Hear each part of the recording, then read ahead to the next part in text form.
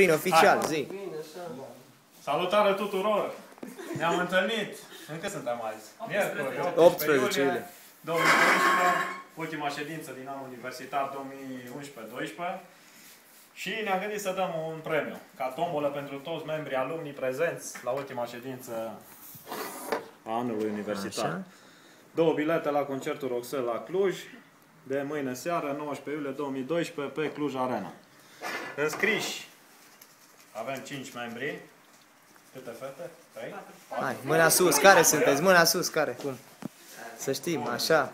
Ba da, hai să zicem, cine s-a înscris? Așa, cine s-a înscris? Claudia? Zina, zi.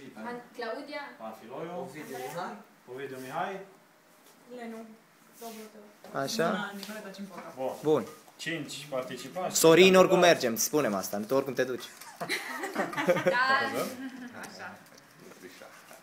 Hai, stau mai departe să prindem tot, să nu trișezi. Trag eu sau așa? Nu amestești, dar mă rog. Câștigătorul ia totul, nu? Hai. Dai biletul la cineva. Bă, cine câștigă și vrea să ia, n-are partener sau nu vrea să-și ia partenerul și ia pe altcineva?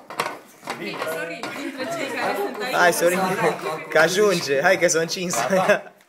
Na, mare, câștigător.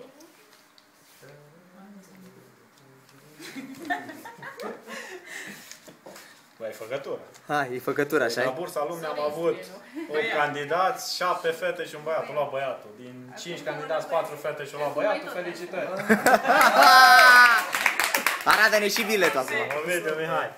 Scris Vic la început, dar Victor nu a vrut. Hai, vezi, deci bă, asta e. Hai avut noroc. Cu mine. Mulțumesc, Predăm premiul și o poză. Bravo, bravo. Mulțumim, Sorine. Mersi, respect, pe bune. Super tare. Mersi.